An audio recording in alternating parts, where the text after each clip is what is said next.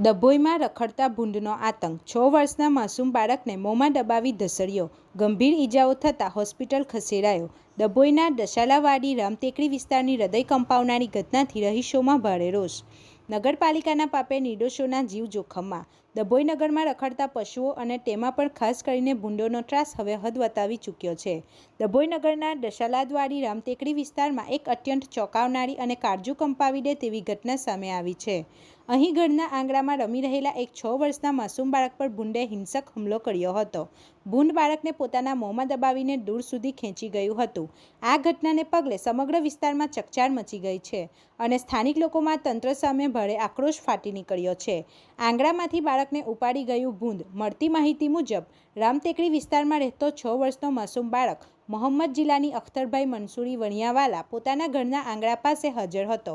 આ દરમિયાન અચાનક એક હિંસક ભૂંડ ત્યાં ધસી આવ્યું હતું અને માસૂમ બાળક પર તૂટી પડ્યું હતું. ભૂંડ આ વહાલાસોયા બાળકને પોતાના મોંમાં પકડીને ઢસડતું ખેંચતું દૂર સુધી લઈ ગયું હતું. બૂમાબૂમ થતાં બાળકનો જીવ બચ્યો. બાળકને આ રીતે ભૂંડના મોંમાં કરસતો જોઈ આસપાસના રહીશો તાત્કાલિક દોડી આવ્યા હતા. લોકોએ જોરજોરથી બૂમાબૂમ કરી લાકડીઓ પછાડતા આખરે ભૂંડ બાળકને છોડીને ત્યાંથી ભાગી છૂટ્યું હતું. જોકે આ હુમલામાં માસૂમ મોહમ્મદ જિલાનીને શરીરે અને મોઢાના ભાગે ગંભીર ઈજાઓ પહોંચી હતી. લોહીલુહાણ હાલતમાં બાળકને તાત્કાલિક સારવાર અર્થે સરકારી દવાખાને ખસેડવામાં આવ્યો છે, જ્યાં તેની સારવાર ચાલી રહી છે. રાત્રિના અંધારામાં ભૂંડો છોડી જવાનું કૌભાંડ. સ્થાનિક રહીશોના આક્ષેપ મુજબ ડભોઈ શહેરમાં દિવસે ને દિવસે ભૂંડોની સંખ્યા ચિંતાજનક રીતે વધી રહી છે. એવું ચર્ચાઈ રહ્યું છે કે કેટલાક અસામાજિક તત્વો રાત્રિના અંધારામાં બહારથી ભૂંડો ભરીને ડભોઈ શહેરમાં છોડી જાય છે. આ કારણે નગરમાં ઠેર ઠેર ભૂંડોના મોટા ઝુંડ જોવા મળે છે, જે હવે નગરજનો માટે જીવનું જોખમ બની ગયા છે. તંત્રની ઘોર બેદરકારી. શું કોઈનો ભોગ લેવાશે ત્યારે જાગશે નગરપાલિકા? ડભોઈ નગરમાં ભૂંડોનો આટલો મોટો જથ્થો જાહેરમાં ફરતો હોવા છતાં ડભોઈ નગરપાલિકા દ્વારા અત્યાર સુધી કોઈ જ નક્કર કાર્યવાહી કરવામાં આવી નથી.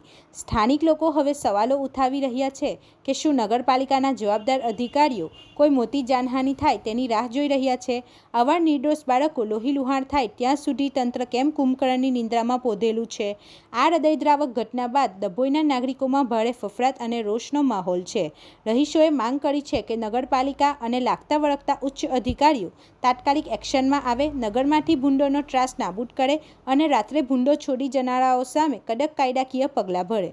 રિપોર્ટર ફજલ રજાક ખત્રી સાથે ગુજરાત અદ્ભુત ન્યૂઝ ગુજરાતી. આપણી આસપાસ બનતી ઘટનાના સમાચાર જોવા માટે ગુજરાત અદ્ભુત ન્યૂઝ ગુજરાતીને લાઈક કરો, શેર કરો.